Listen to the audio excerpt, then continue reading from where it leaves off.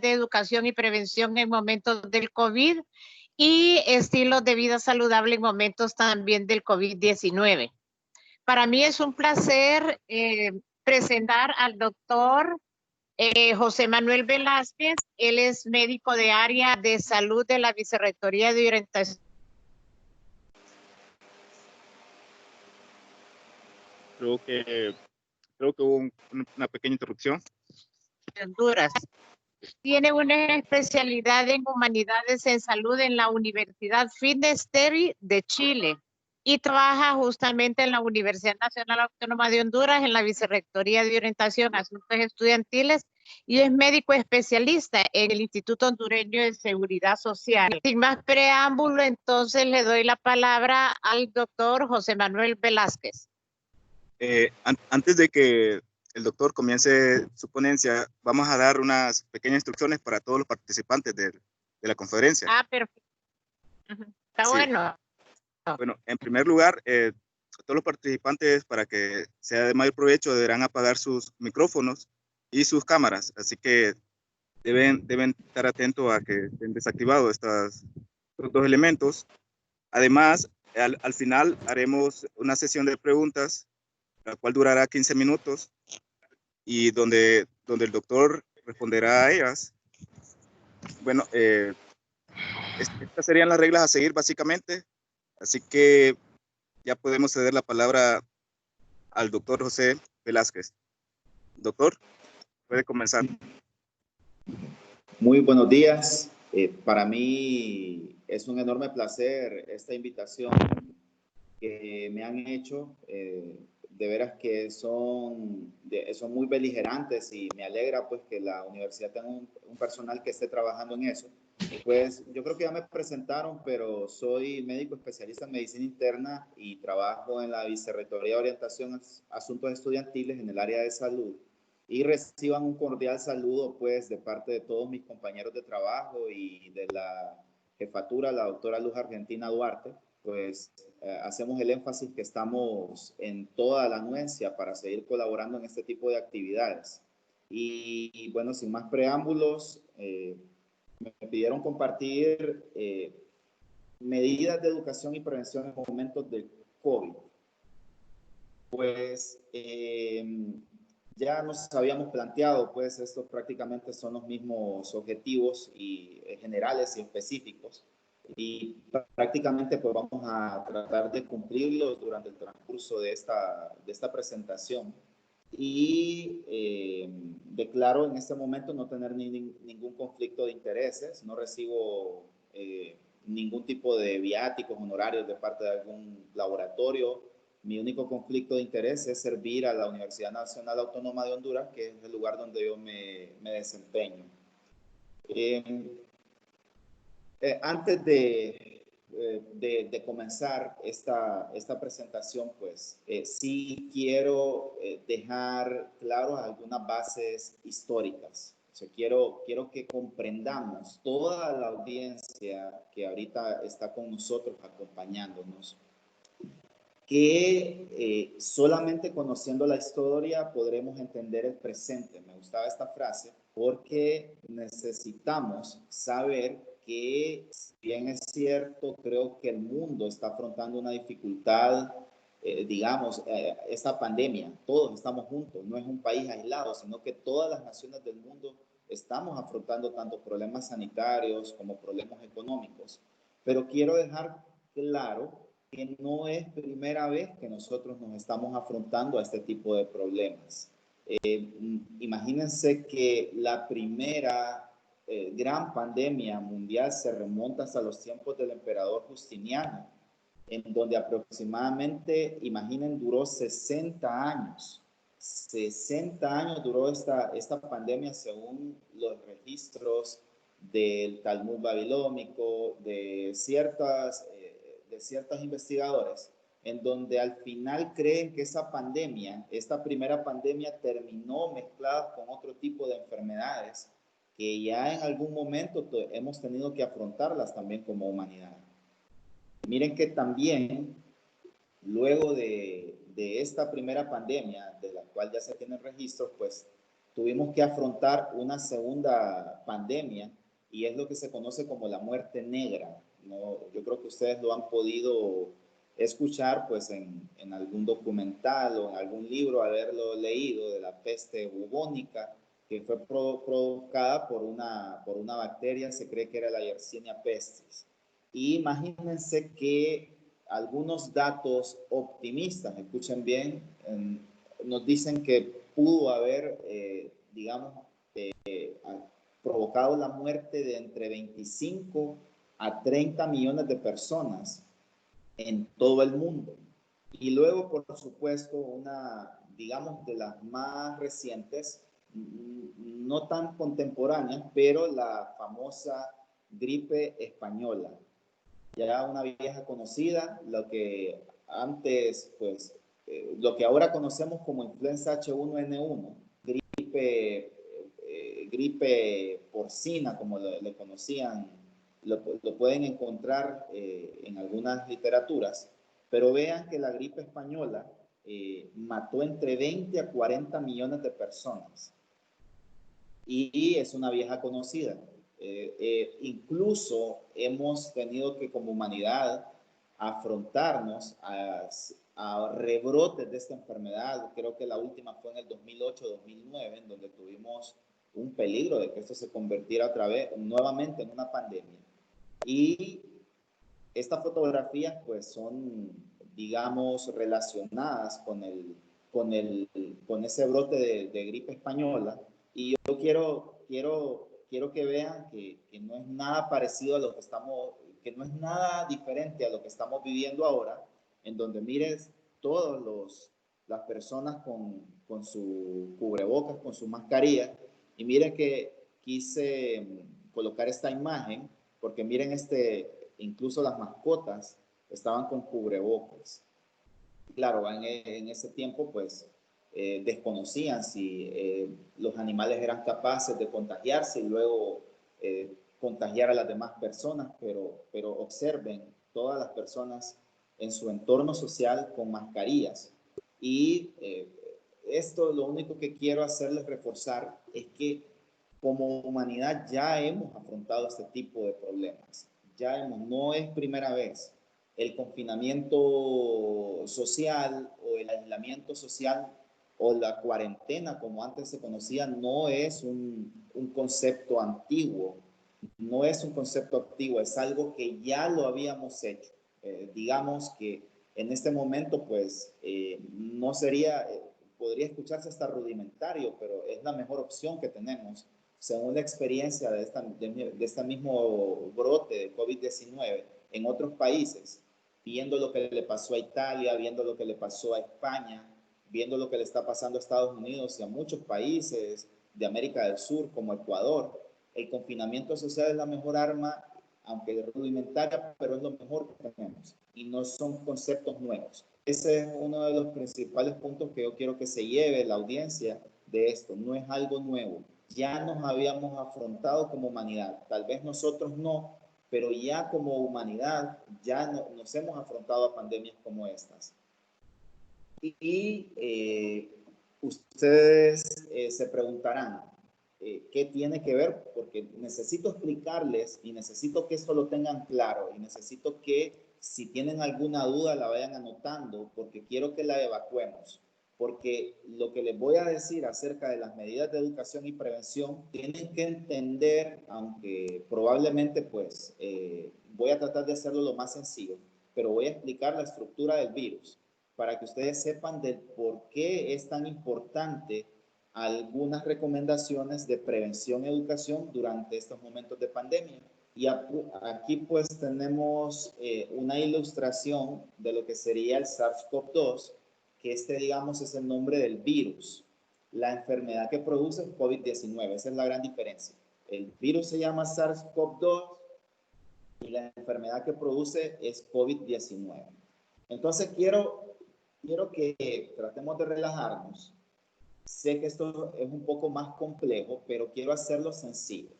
Y ustedes van a ver, quiero dejarles claro que los virus no son, digamos, como seres totalmente independientes. Ellos para poder sobrevivir para poder replicarse, para poder mantenerse en el tiempo, ellos necesitan un intermediario, necesitan un ser vivo. Este ser vivo puede ser un animal, puede ser un ser humano, etcétera. ¿De acuerdo? Entonces, en ese contexto quiero explicarles que este es, digamos, como que un modelo estructural del virus. Entonces, observen estas estructuras rojas. Estas estructuras rojas es una proteína S, que significa spike, que es el que le da el aspecto de corona alrededor del virus. Y estas están sobre una membrana.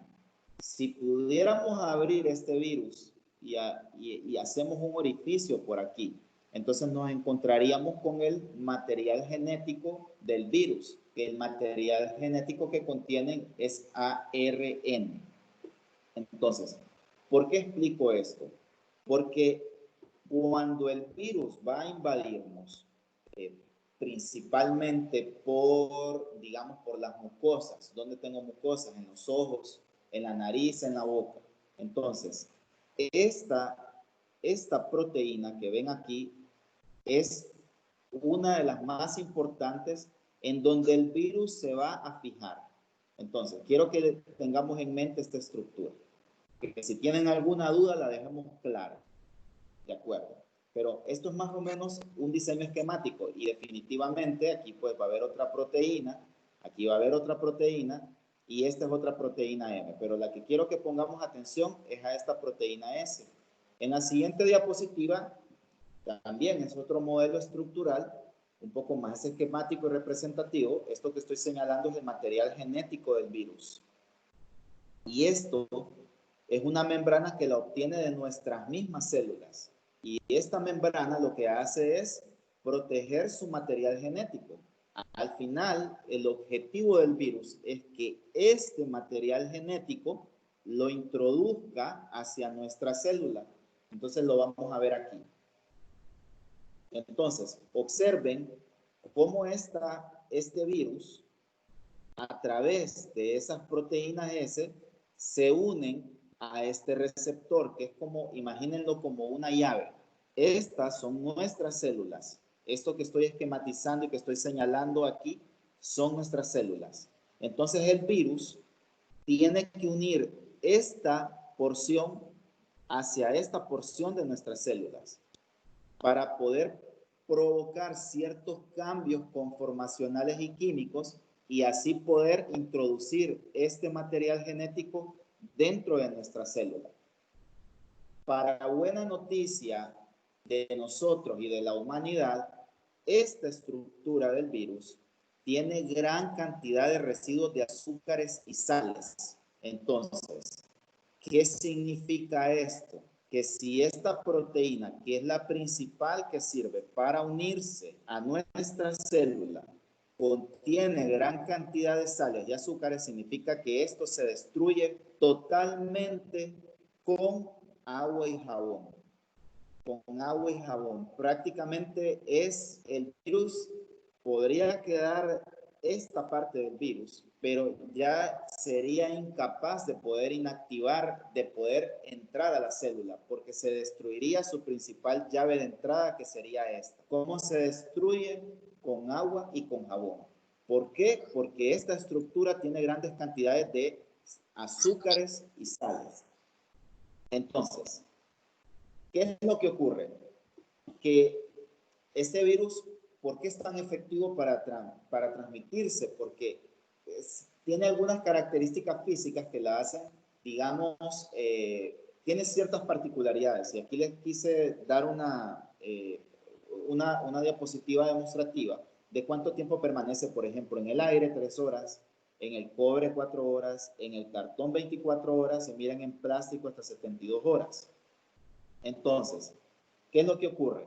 Que si ustedes, por ejemplo, le llega la comida de Hugo o le llegan las compras del supermercado y el virus está ahí en las bolsas plásticas o está ahí en los alimentos, y si ustedes lavan con abundante agua y jabón esas compras que ustedes hicieron, ustedes van a destruir la principal llave de entrada del virus. Y aunque el virus esté ahí y no lo destruyamos, no va a ser capaz de infectarnos.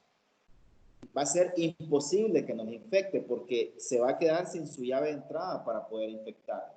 Y es por eso que enfatizamos que una de las medidas de prevención en este momento es el agua y jabón. Como médico y con las múltiples conversaciones que he tenido con farmacólogos, con químicos farmacéuticos, con químicos, les puedo decir que incluso es más efectivo el agua con jabón que el gel con alcohol, al menos al 60%. Yo podría decirles que esto es lo básico. Esto es lo básico. Esto quiero que se lo lleven y que se lleven este concepto claro. Y ya les expliqué por qué. Porque si por el gran contenido de azúcares y sales que tiene la llave de entrada del virus, el agua y jabón lo destruye prácticamente ese receptor, esa llave de entrada, y sería incapaz. Una buena noticia es que el virus no se transmite a través de la piel. O sea, yo lo puedo tener en las manos, el virus. Pero si yo en ningún momento me toco los ojos o si en ningún momento me toco la boca o la nariz, el virus va a ser incapaz de infectarme.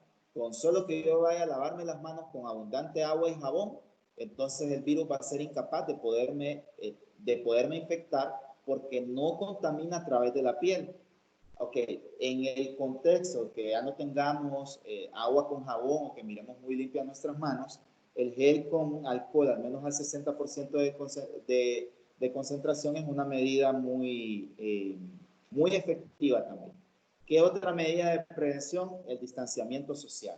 Ya está corroborado, señores y señoras. Esta es la mejor arma que tenemos. Nuestro sistema de salud es debilitado desde ya anteriormente a los tiempos del COVID. No podemos saturarlos porque esto va a conllevar a mayores muertes. Entonces la mejor, aunque rudimentaria, aunque lo vean obsoleto, pero en este momento el distanciamiento social es otra de las mejores armas. El uso de mascarillas, tanto para personas asintomáticas y sintomáticas, acompañado de un distanciamiento social adecuado. Como ya lo habíamos mencionado, evitar tocarse la cara, principalmente nariz, boca y ojos, que es donde tenemos mucosas en contacto prácticamente. Y vean que el Colegio Americano de Oftalmología en este momento emitió una recomendación que todas las personas que usen lentes de contacto no los deben de usar en estos momentos.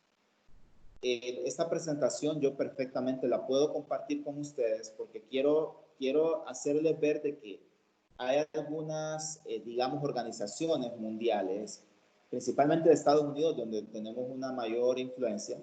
Ellos ya emitieron lineamientos de cómo tenemos que comportarnos en el hogar, cómo tenemos que desinfectar nuestras casas en estos tiempos del COVID-19. Básicamente, estos lineamientos, ¿en qué se basan?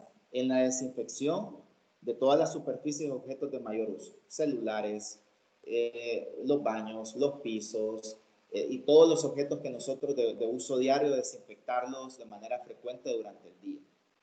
En estos enlaces, ustedes los van a redirigir inmediatamente a una página de la CDC en donde ellos emiten los lineamientos para la limpieza y desinfección en su casa.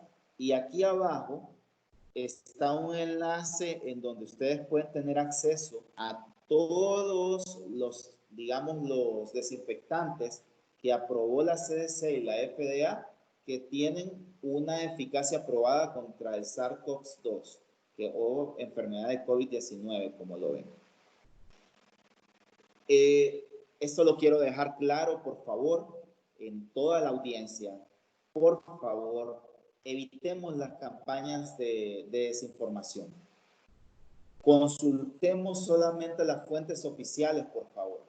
Por experiencia, como médico especialista en medicina interna, que me toca atender pacientes adultos, en ocasiones también pacientes adolescentes, esto de las campañas de desinformación lo único que provocan es más ansiedad. Provocan que se generen conductas de estigmatización innecesaria. Sí. Ah, pero ¿dónde veo la presentación?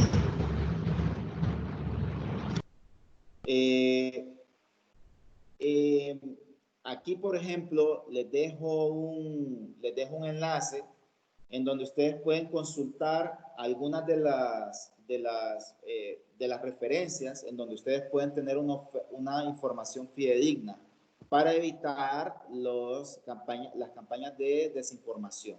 Por favor, eso lo único que genera es más ansiedad. Y les voy a decir un dato curioso.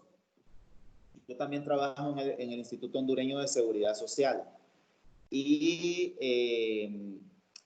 voy a decirles que una de las principales patologías que estoy viendo yo en este momento son pacientes con crisis de ansiedad y depresión. Entonces, ¿esto qué significa? Que tenemos que darle una atención especial a esos padecimientos. Tenemos que estar tranquilos, tenemos que estar bien informados, porque la desinformación, imagínense todas esas teorías conspirativas contra el gobierno, porque aquí dejémonos de cualquier pensamiento político, de cualquier afinidad política. Estamos en un momento de crisis y tenemos que todos poner nuestro esfuerzo en una misma dirección, y en este caso para salir de esta crisis. La desinformación lo que hace es crear más ansiedad y crear conductas de estigmatización que, créanme, ya las he vivido, y eso no es adecuado, porque eso lo que va a hacer es desintegrarnos como sociedad y va a hacernos tener pensamientos trogloditas, regresivos, de conductas que ya como humanidad las habíamos superado.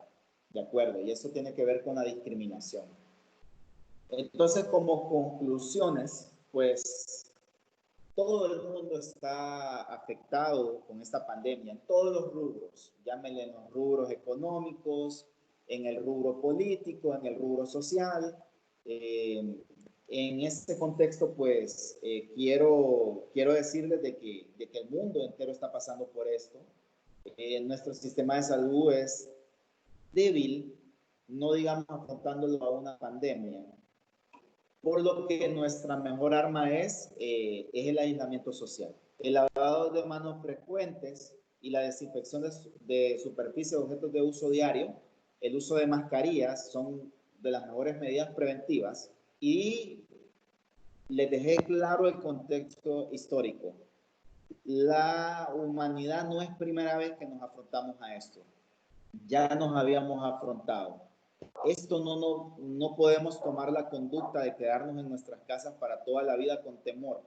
No podemos tomar esa conducta. Yo le llamo a la reflexión. Sé que estas frases no gustan, porque sé que hay temor en la población, sé que los padres de familia están con temor de contagiar a sus hijos, que se contagien ellos, que se contagien sus familiares. Sé que tenemos temor, todos tenemos temor. Yo como médico tengo temor de contaminarme.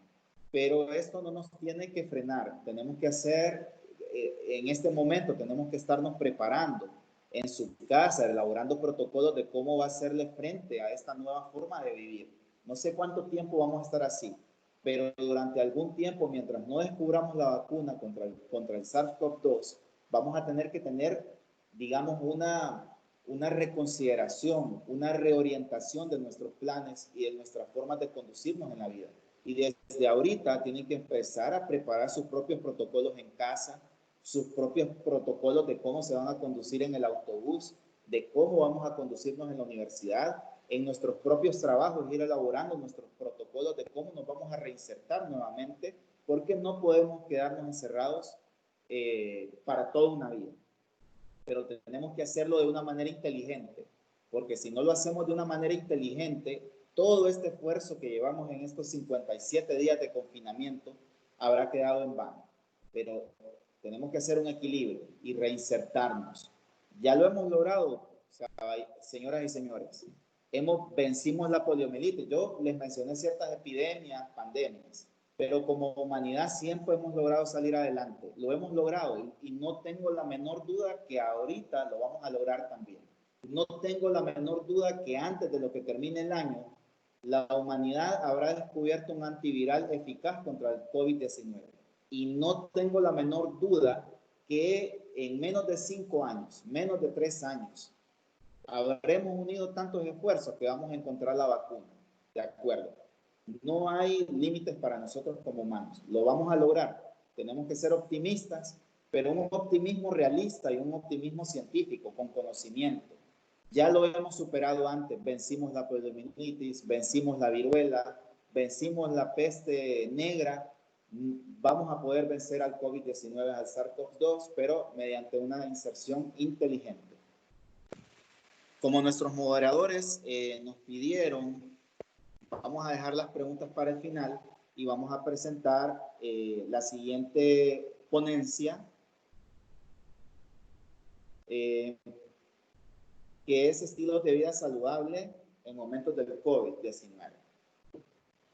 Y yo quiero aquí hacer un énfasis. Quiero decirles que todos los días, casi el 70-80% de mi consulta médica me afronto con pacientes diabéticos, hipertensos, obesos, sedentarios, dislipidémicos, con enfermedades de los triglicéridos y colesterol.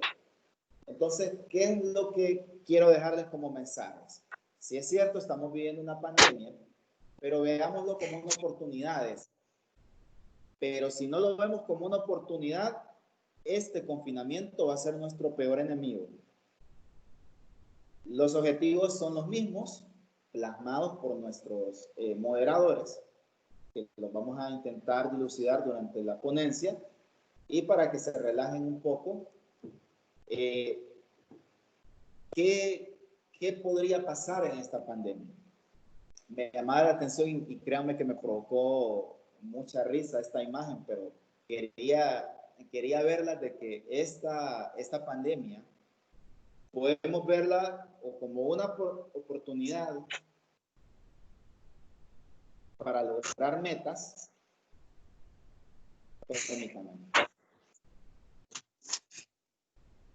Como una oportunidad para lograr metas, o podría ser nuestro peor enemigo. Porque esta es como una sopa, pero de esas sopas en el que usted va encontrando cada condimento adecuado, hasta en los mínimos detalles, hasta el punto de cocción, hasta el recipiente y el fuego, y todos esos ingredientes se van combinando para hacer la sopa perfecta. Pues les digo que el confinamiento es la sopa perfecta, el caldo perfecto, para que nosotros, después de estos 2-3 meses, perfectamente, los que no eran, digamos, los que tenían un peso normal, se conviertan en sobrepeso. Los que tenían sobrepeso pasen a obesidad. Los que eran normales se hagan prediabéticos. Y los prediabéticos se conviertan en diabéticos y se conviertan en hipertensos. Es tiempo suficiente, jóvenes. Todo esto es una combinación, porque ¿qué es lo que he podido ver yo en las conductas? No tengo un estudio definitivamente ahorita, pero mediante la observación he visto un aumento del consumo de carbohidratos simples, ¿de acuerdo? Y estos carbohidratos simples, que aportan muy poca energía, muy poco valor nutricional, significa que estos carbohidratos, sumado al sedentarismo que estamos teniendo durante esta época, en el que ya de por sí, y se lo digo por experiencia en mi consultorio, ya de por sí habían, digamos, excusas que por el trabajo, que tengo hijos, que soy padre de familia, que salgo a las 5 de trabajar y por eso no hago ejercicio ni me alimento saludablemente.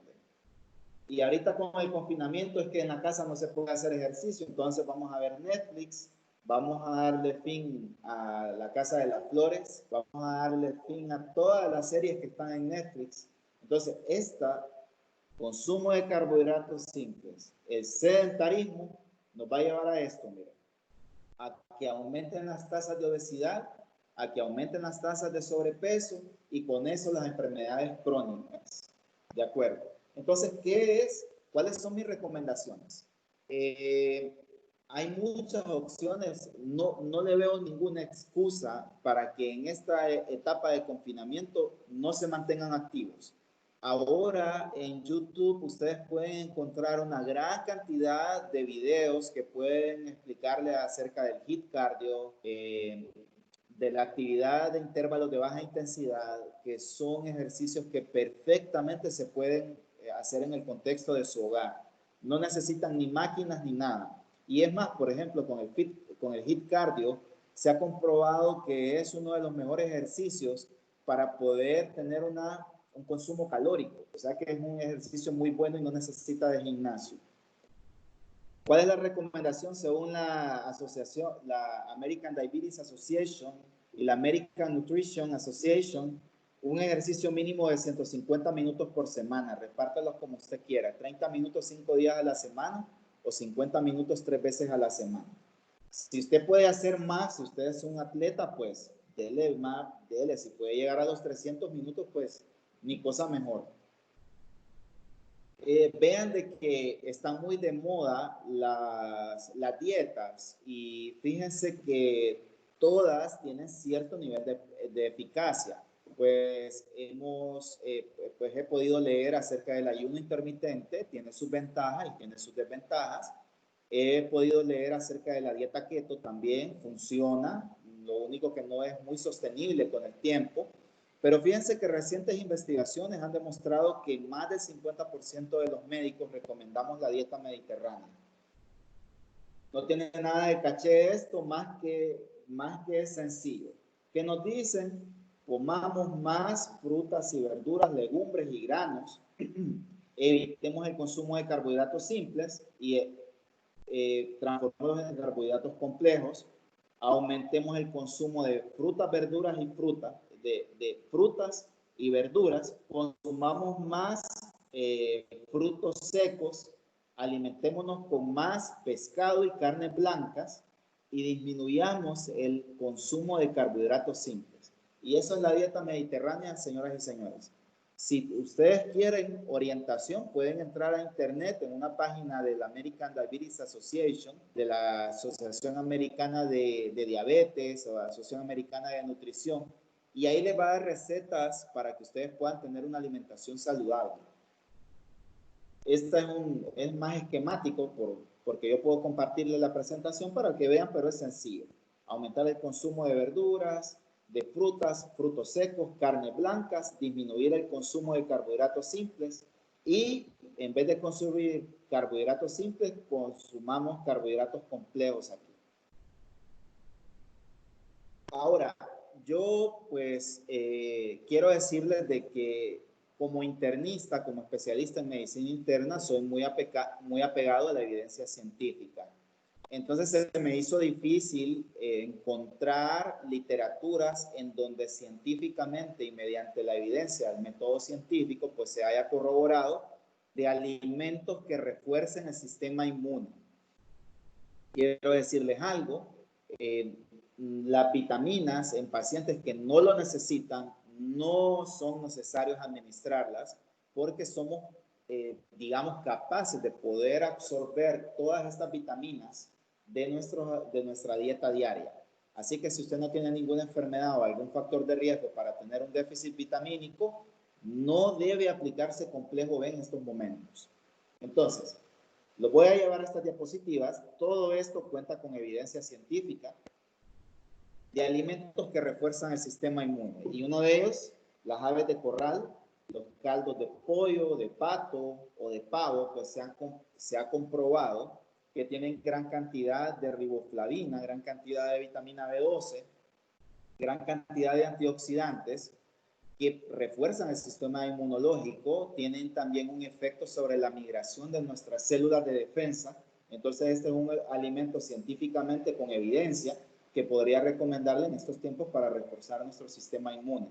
También las almendras tienen mucha vitamina E, tienen mucha fibra y tienen algunos antioxidantes que lo hacen un alimento muy especial para reforzar nuestro sistema inmune. Entonces consuman bastante aves de corral, ya sería pollo, pavo, pato, si tienen acceso, las almendras también.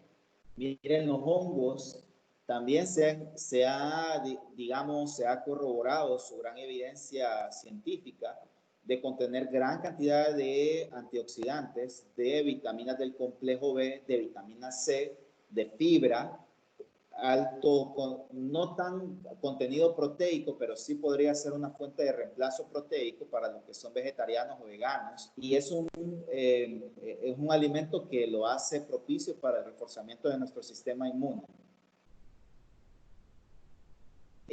Los alimentos que refuerzan el sistema inmune tenemos el ajo. También el ajo, yo sé que ustedes podrán decirme que tiene algunas otras propiedades, pero sí se ha corroborado de que tiene alguna mejoría sobre nuestro sistema inmune, por lo cual está recomendado su consumo durante estos tiempos para reforzar nuestro sistema inmune. Y con ello las frutas cítricas también, por su alto contenido de vitamina C. La vitamina C es como un cofactor en algunas reacciones químicas que conllevan al reforzamiento de nuestro sistema inmunológico, por lo cual lo hacen, digamos, como un alimento idóneo en estos tiempos para reforzar nuestro sistema inmune. De acuerdo, ahora mi mensaje es que, por favor, dejemos las excusas. Cambiemos esa estadística. Dice la estadística que solamente una persona de cada 100 hará caso a las indicaciones del médico de bajar de peso, de dejar de tener un estilo de vida sedentario. Entonces yo quiero que ustedes en este confinamiento lo vean como una oportunidad para poder cumplir metas. Yo no digo que solamente se van a dedicar a aprender un idioma, que se van a dedicar. Yo creo que puede ser un momento propicio para la meditación, para pensar, ¿de acuerdo? ¿Por qué no esparcirse con alguna serie? Pero que no caigamos en el sedentarismo. Que por favor controlen su consumo de carbohidratos simples, porque esto es letal. La inactividad física y el consumo calórico peor con carbohidratos simples es una combinación perfecta para que podamos salir incluso con una enfermedad después de este confinamiento. Y yo creo pues que estoy listo para cualquier duda. Trataré de respondérsela bajo los estándares de nivel de evidencia científica que tengo, pues, y quedo abierto para alguna pregunta, alguna duda de la audiencia o de los moderadores. Quedan ustedes acá. Sí, sí, muchas gracias, doctor Velázquez. Vamos a leer el chat para buscar todas las preguntas que han hecho los participantes. Correcto. Sí. Cindy nos pregunta, con respecto a la vitamina D, ¿qué opinión tiene? ¿Tienen algún estudio de las personas que sufren de enfermedades autoinmunes? Fíjese que la vitamina D tiene función en algunas otras enfermedades, como por ejemplo en pacientes que tienen osteoporosis o que tienen algún otro tipo de déficit, pero en enfermedades de ese tipo no, fíjese.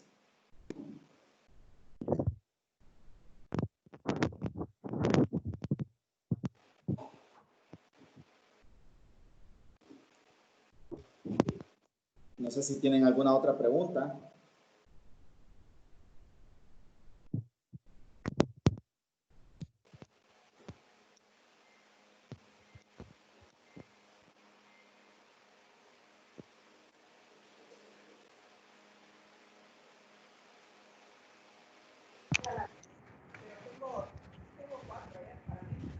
Tenemos una pregunta de parte de Carlos. Dice, saludos doctor, ¿qué opina del cloro como un método de desinfección? Sí, a una concentración adecuada sí está dentro de los lineamientos. El hipoclorito de sodio siempre ha sido un desinfectante muy efectivo. Incluso nuestras propias células tienen un mecanismo para la producción de hipoclorito dentro de nuestras propias células. O sea que es un desinfectante. Lo único que hay que seguir las recomendaciones de cómo se debe mezclar, pero sí es una buena opción. Pero sin embargo, por la explicación que yo les di, mi recomendación De acuerdo a las prácticas sostenidas con farmacólogos, con químicos, para mí la mejor opción, de acuerdo a la estructura del virus, es mejor el jabón con agua, que es más sencillo.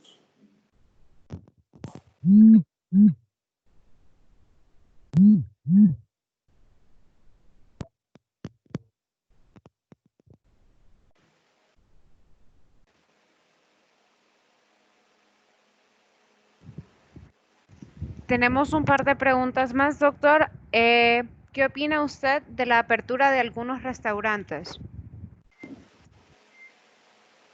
Sí, fíjense que tendríamos que esperar digamos, como un estudio antropológico de cuál va a ser nuestra conducta de ahora en adelante, ¿va? Porque yo tengo varias teorías. Yo tengo una teoría de que esto nos va, digamos, a cambiar nuestra vida para siempre, con este nuevo concepto de conocimientos de asepsia y antisepsia que ahora tiene la humanidad. Habría que esperar, pero yo pienso que el comercio debe reactivarse, pero de una manera inteligente. Como estamos ahorita prácticamente conociendo el comportamiento de este virus, yo pensaría que bajo ciertas, digamos, normas de bioseguridad, podríamos comenzar con la apertura de una entrega domiciliaria, por ejemplo, de entregas a domicilio. Y si se siguen los protocolos y estándares de bioseguridad, creo que una reinserción de estos comercios podría ser como una prueba piloto para poco a poco y sistemáticamente irse reintegrando los demás comercios. Muchas gracias, doctor. La siguiente pregunta es de parte de Talía. ¿Cuál es el porcentaje ideal del uso del cloro? Creo que ella se refiere a la concentración a usar mencionada en la pregunta anterior. Es que cada fabricante emite sus recomendaciones. Por ejemplo, hay un fabricante que vende un galón de cloro, por ejemplo, y el mismo fabricante le dice, no, use 5 galones de agua por cada galón de cloro. O sea, es una relación 1:5, por ejemplo, ¿verdad? Pero cada fabricante emite una recomendación. Entonces, una concentración de 1% es una concentración bastante adecuada. Con el cloro, con el gel, al menos del 60%. Pero mi consejo es que sigan las recomendaciones del fabricante. Muchas gracias, doctor. La siguiente pregunta es, ¿qué se sabe sobre los pacientes que les ha dado COVID-19 y la posibilidad de reinfección? Uy, esa es una excelente pregunta. Esa es una excelente pregunta y créanme que es una de las principales preocupaciones que estamos teniendo ahorita a nivel mundial. Fíjense que teóricamente, cuando este SARS-CoV-2 pertenece a una familia de beta coronavirus, que es la misma familia del SARS, del MERS y el SARS-CoV-2, que es el más reciente que tenemos. Entonces, lo que hemos podido ver es que nosotros podemos generar una inmunidad contra este virus. El problema consiste en que por estas variaciones antigénicas del virus, mutaciones como se conocen, entonces no es una respuesta inmunitaria a largo plazo, como por ejemplo la que hacemos contra la varicela. Nos da varicela, es muy probable que nunca nos vuelva a dar. Nos da sarampión, es probable que nunca nos vuelva a dar en la vida. Nos da paperas, nunca nos vuelve a dar en la vida porque generamos una respuesta de memoria a largo plazo. Pero con los coronavirus hay una particularidad, que generamos memoria, defensas a largo plazo, pero no es duradera. Sin embargo, fíjense que recientemente, creo que ayer o antier, salió un estudio en donde se había demostrado que pacientes que se creía que todavía tenían el virus, o sea, que tenían un PCR positivo, en verdad lo que tenían eran anticuerpos contra el virus. Entonces, teóricamente, estamos generando anticuerpos contra esto. Y por ello, teóricamente, el plasma de personas que ya fueron infectadas y que superaron el virus, entonces podría ser como una terapéutica para las personas que aún no hemos sido infectados. Pero de todo lo que le digo en conclusión, tenemos que esperar más información. Recordemos que apenas tenemos conocimiento desde diciembre del 2019 de este virus. Y toda la información es abundante, y todavía, digamos, inicial. Entonces tendríamos que esperar cuáles van a ser los estudios contundentes y las conclusiones contundentes. Por ahorita, teóricamente, les podría decir que sí, vamos a generar una memoria inmunológica, pero no es duradera ni a largo plazo. Muchas gracias por la aclaración, doctor. Vamos a ir un poco más rápido con las preguntas porque se nos están acumulando en el chat para tratar de aclarar las dudas de todos. La siguiente pregunta sería, ¿qué actividades recomienda para combatir la ansiedad durante esta cuarentena? ¿Para combatir cuál? Para combatir la ansiedad durante la cuarentena. Bueno, esa es una excelente pregunta. La desinformación es mi principal recomendación. Eviten la desinformación, señoras y señores. Las teorías conspirativas lo único que hacen es ponernos más ansiosos. Generamos conductas de estigmatización y comportamientos inhabituales en nosotros. Entonces, informémonos de manera adecuada, ¿de acuerdo? Creo que hay bastante apoyo de parte de la universidad para terapia psicológica, terapia cognitiva, terapia grupal. Y lo otro es que tratemos de canalizar nuestras energías haciendo ejercicio, haciendo actividades, porque ¿qué es lo que ocurre? Que digamos que nuestras energías, veámoslo así, no las liberamos. Imagínese usted todo el día viendo televisión, todo el día acostado, comiendo una dieta alta en carbohidratos simples, sin hacer actividad física. Entonces, ¿qué es lo que va a ocurrir? El estrés oxidativo y ese sedentarismo va a provocar de que el flujo de nuestra energía sea a nuestro sistema emocional. Entonces yo les digo, ¿por qué no gastamos un poco de estas energías en un poco de ejercicio, en un poco de actividades de lectura, de conocimiento general, por ejemplo, de cultura general, de historia, actividades recreativas en nuestra propia casa? Y en determinado caso, si el paciente ya padece de una enfermedad, pues hacer un ajuste de sus medicamentos y tomarse sus medicamentos y sumarlos a actividad física y actividades recreacionales. Gracias, doctor. La siguiente pregunta es, si tengo una herida en mis manos, ¿puede entrar el virus a mi cuerpo? Teóricamente, claro que sí, así es. Claro que sí. Lo único es que no es la vía preferida, ¿verdad? Porque dijimos de que el virus busca entrar una llave. Y esa llave la va a obtener en nuestra mucosa respiratoria, ¿de acuerdo? Se va a unir a un receptor específico que está en nuestra mucosa respiratoria, que es en nuestra nariz, en nuestros ojos, en nuestra boca. Entonces, teóricamente, si yo tengo una herida y el virus penetra por ahí, va a penetrar, pero es muy probable que su infección no vaya a ser tan efectiva. La siguiente pregunta sería, ¿uno personalmente se puede automedicar pastillas de vitamina C? No lo recomiendo. Fíjense que la evidencia científica no demuestra en realidad que el consumo exógeno como medicamento de vitamina C mejore nuestro sistema inmune. Nosotros podemos hacer una serie de acciones como las que le dije en alimentación, ejercicio, para fortalecerlo, pero a que una vitamina C exógena nos va a provocar un reforzamiento, no. Muchas gracias, doctor. Proseguimos a la siguiente pregunta.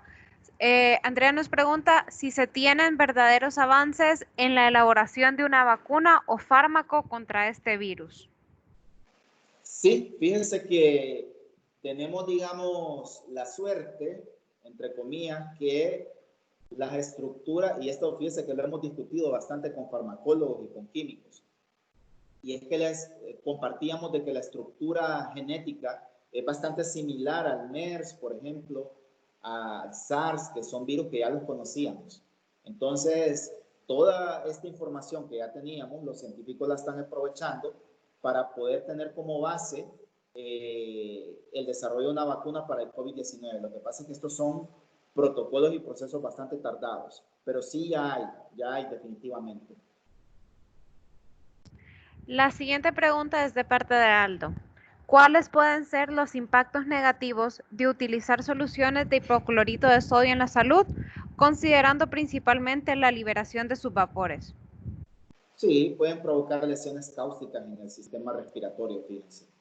En realidad yo he tenido muchos casos en el departamento de emergencias de medicina interna de consumo, digamos, accidental o intencional de cloro.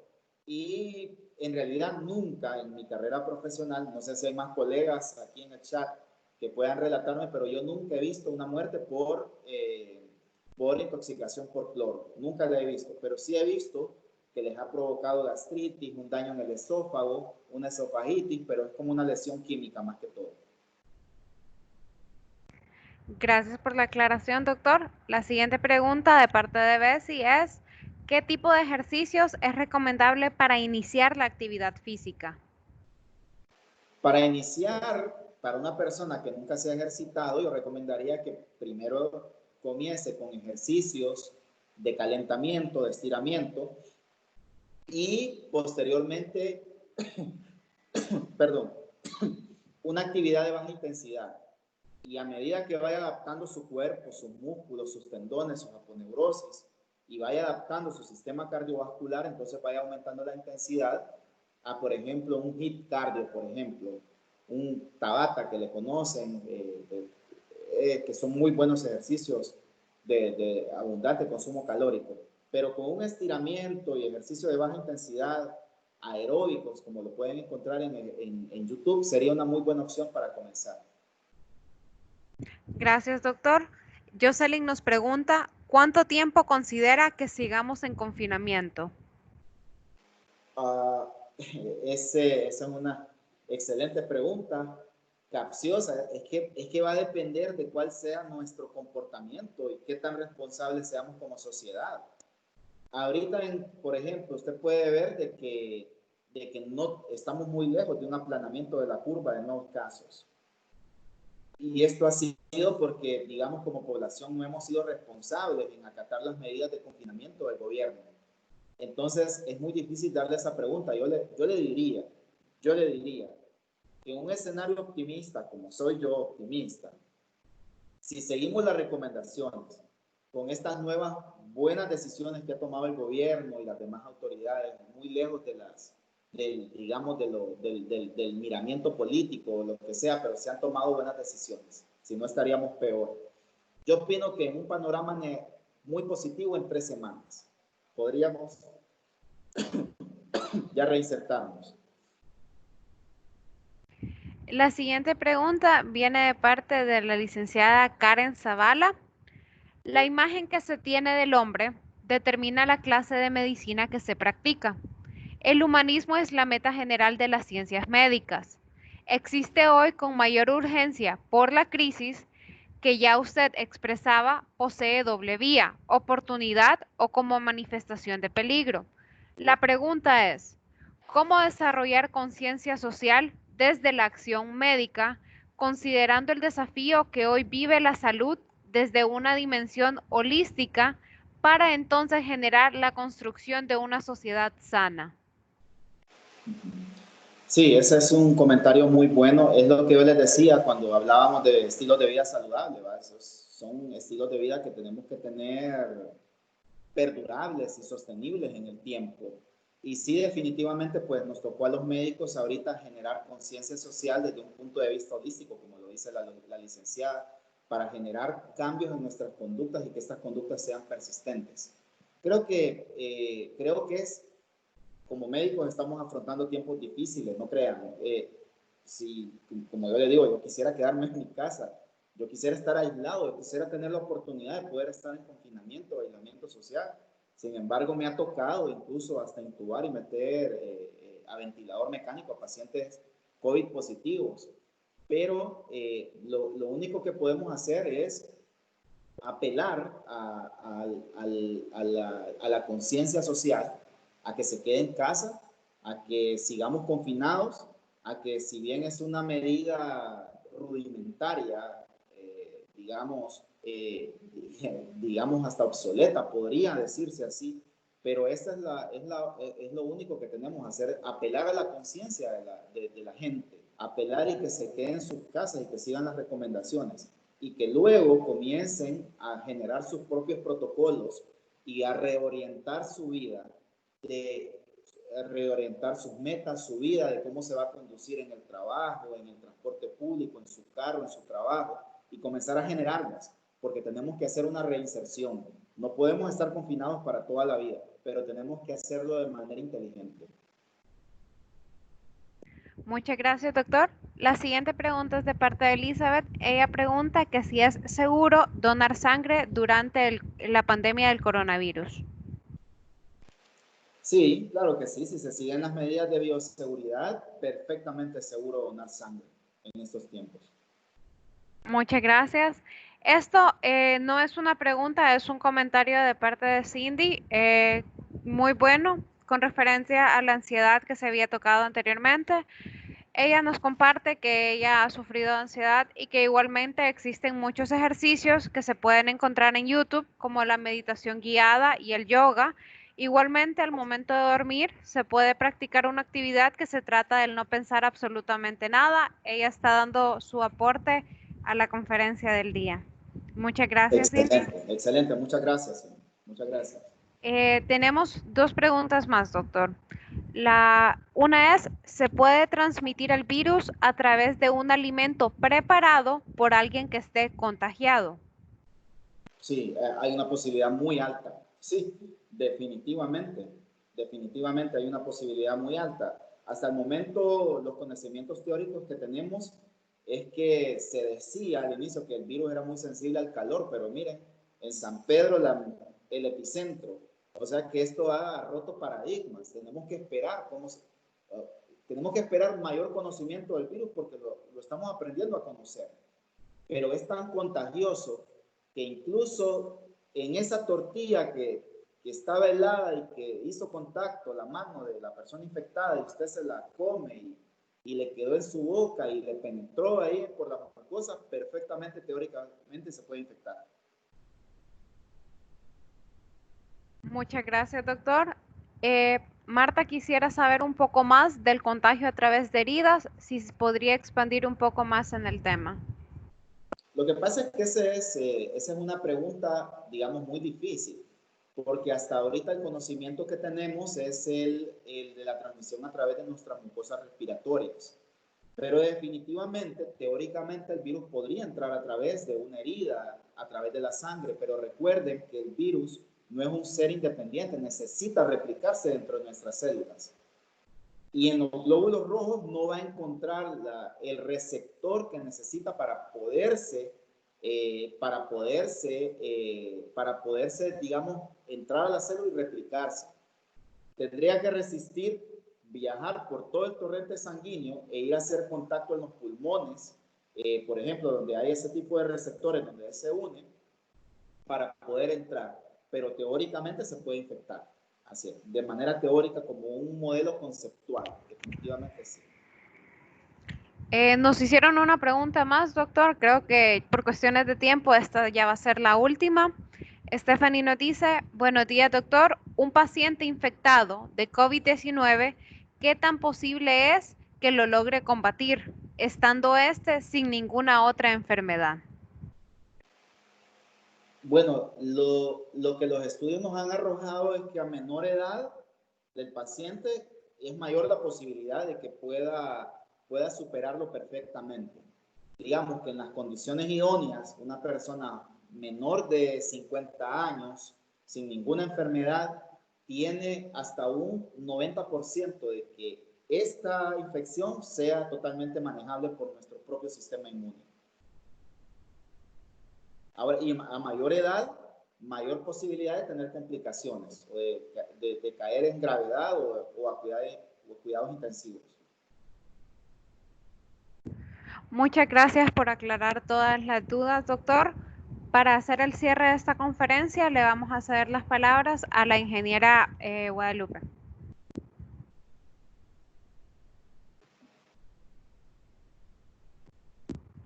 Ingeniera, si pudiera encender su micrófono, por favor, que no la logramos escuchar.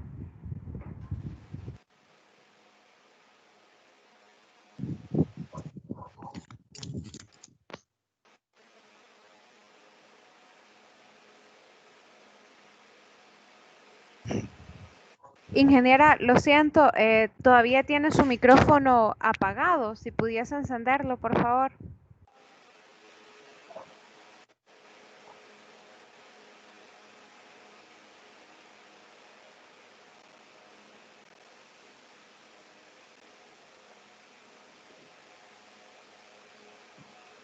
Nuestras sinceras disculpas, creo que la ingeniera está teniendo ciertos problemas técnicos y no logramos escucharla. En nombre de todo el equipo de vinculación, no, en nombre de todo el equipo de vinculación, Universidad Sociedad de la Facultad de Ingeniería, ingeniera.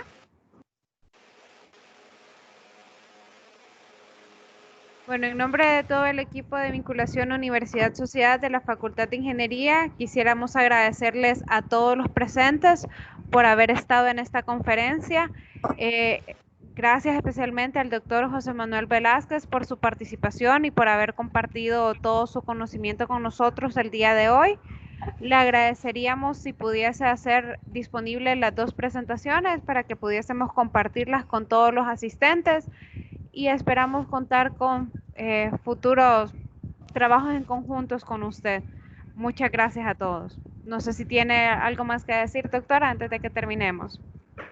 No, solamente muchas gracias a ustedes y por lo que escuché, pues vamos a tener más oportunidades como estas en las siguientes semanas y eso es una muy buena oportunidad. Claro que sí, doctor.